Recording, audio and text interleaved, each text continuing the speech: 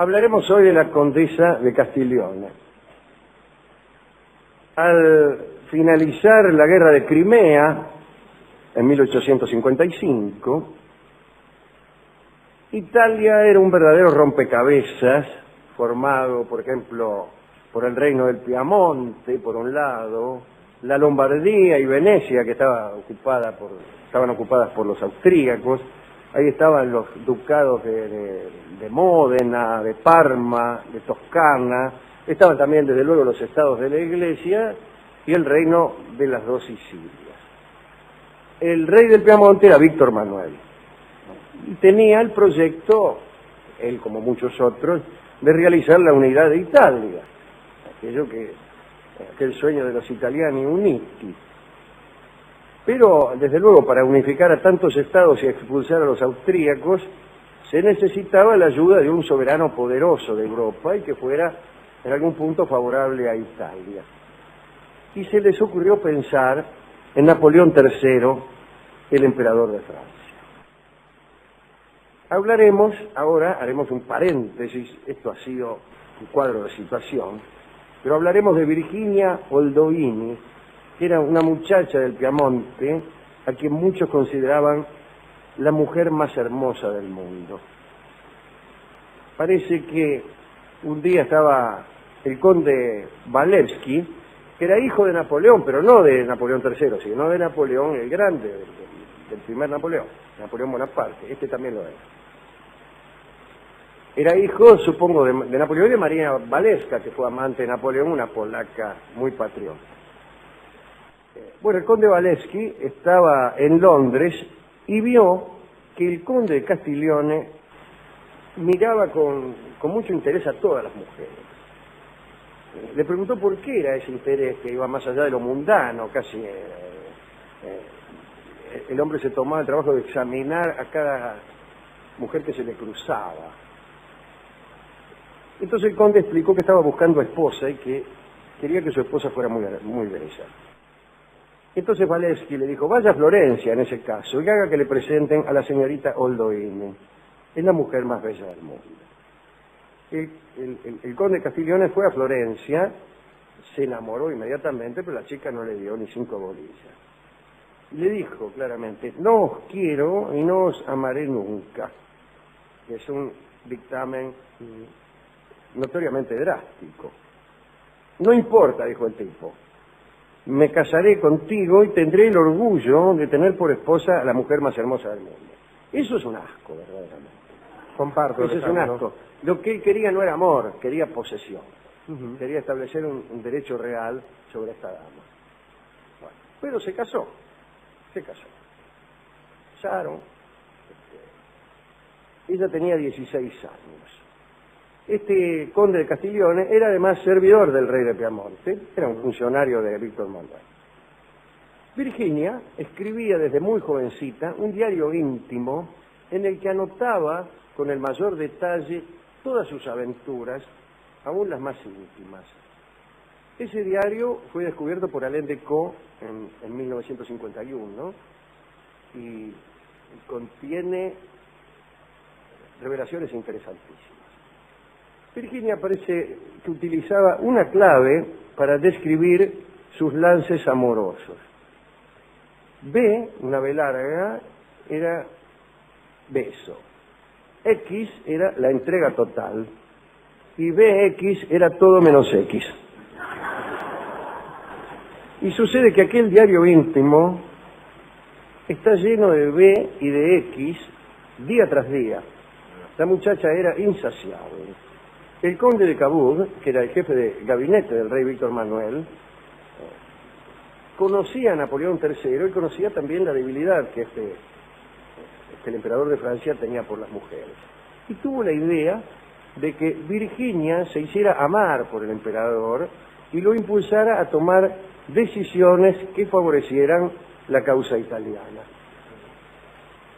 En ese momento el matrimonio de Virginia con el conde Castiglione estaba muy deteriorado, ¿no? Informada de las intenciones de Cabourg, la condesa se entusiasmó vivamente.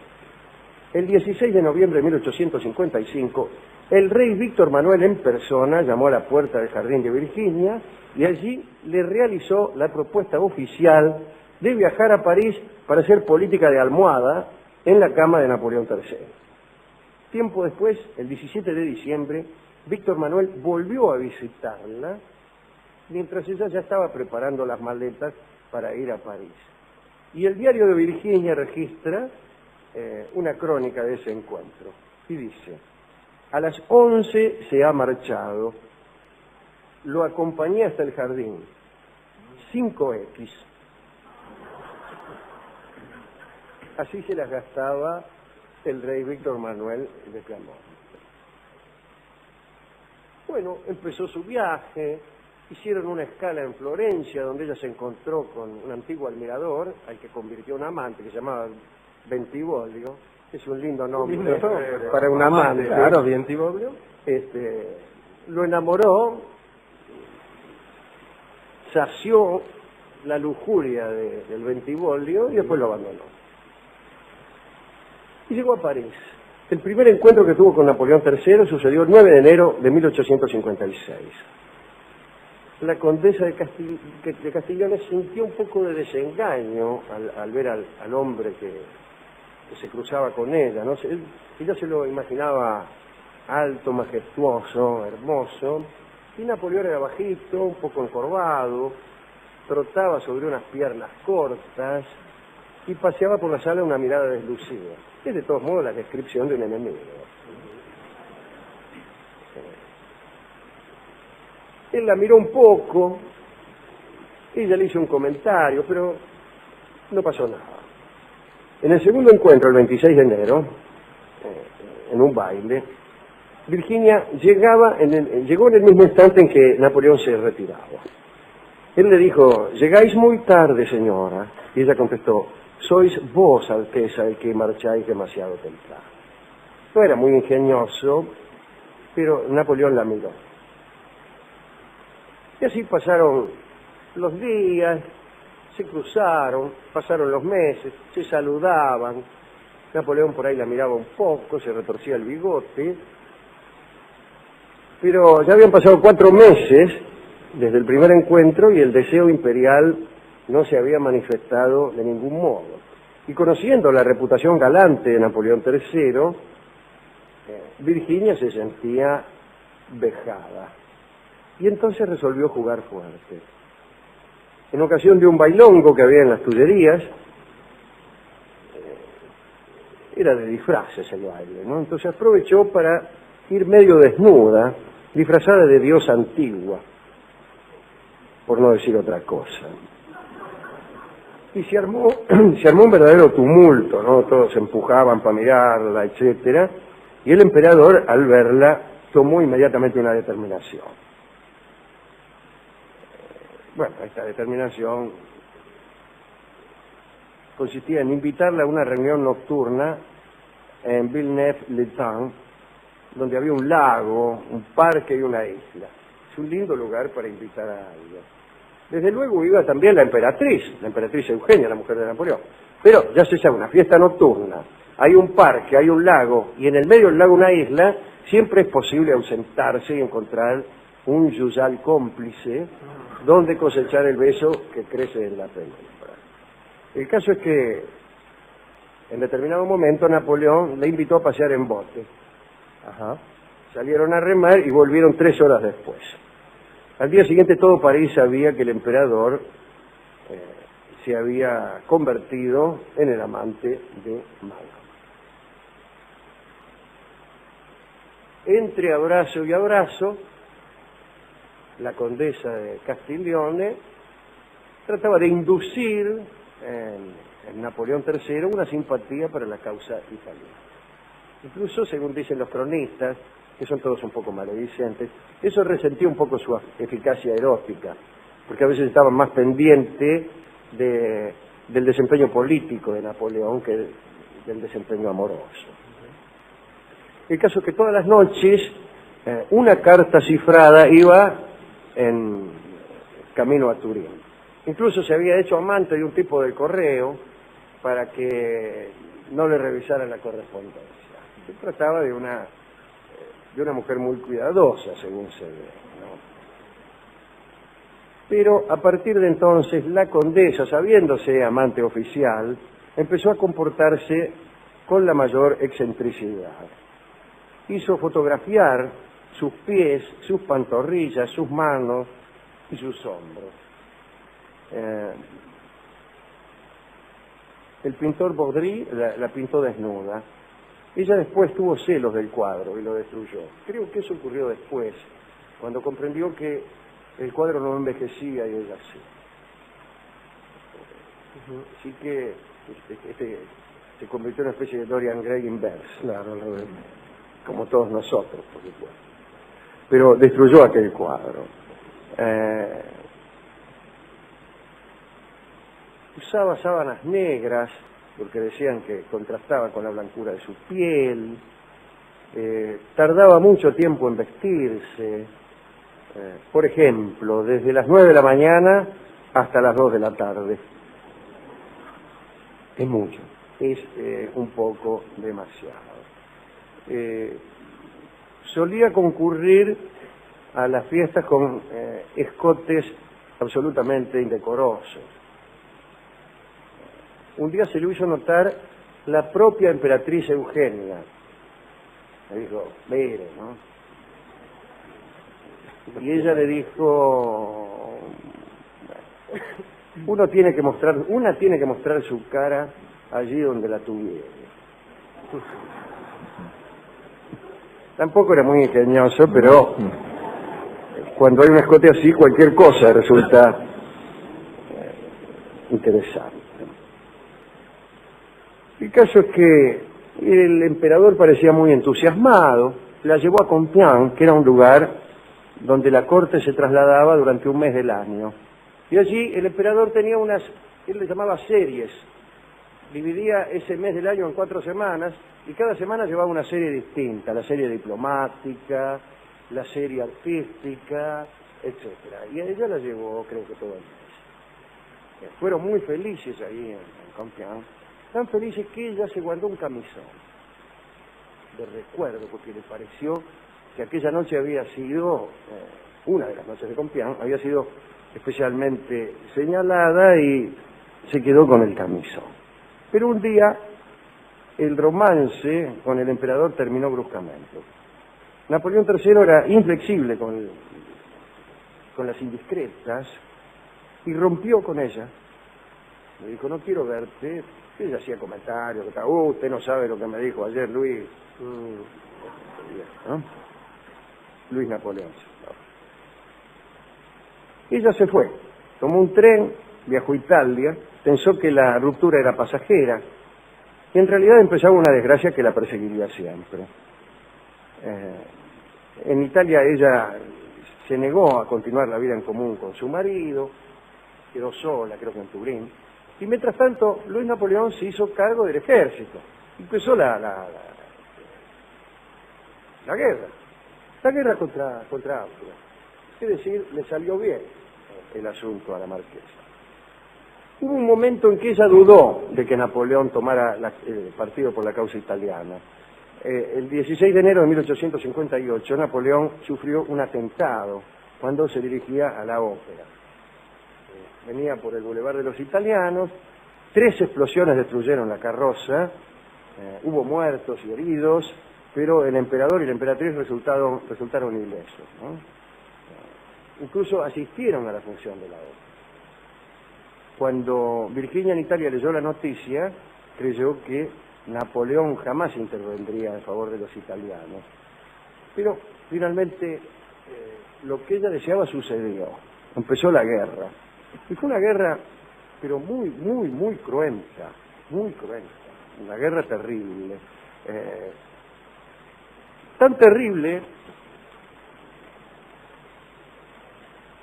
que en aquellos años se tuvo la idea de fundar la Cruz Roja, ¿no? Ahí estaba el amigo Henri Dunant, que fundó esa organización para socorrer justamente a las víctimas de la guerra.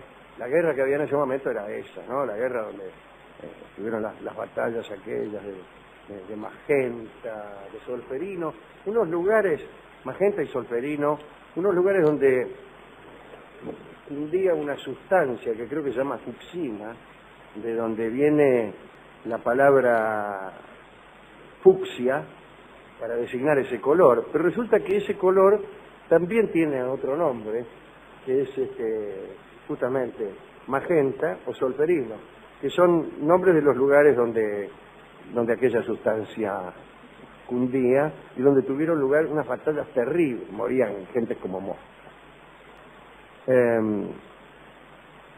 Después vino la paz de Villafranca y sucedió algo que la condesa no esperaba. La paz fue apresurada, en realidad los prusianos estaban por ingresar en la contienda y Napoleón se apresuró a firmar una paz cualquiera, cualunque, y en realidad los italianos no pudieron unirse, Venecia siguió en poder de los austríacos, hubo alguna clase de liberación de la Lombardía, pero mucho no cambiaron. Así que fue una especie de desengaño. La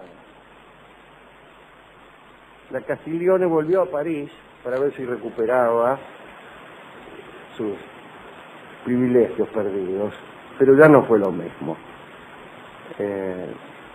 Enviudó, se murió el marido, que poco ha tenido que hacer en esta charla aquí en la Universidad de Morón. Quedó viuda, pero era lo mismo. Volvió y quiso ser la reina de París, pero no lo logró.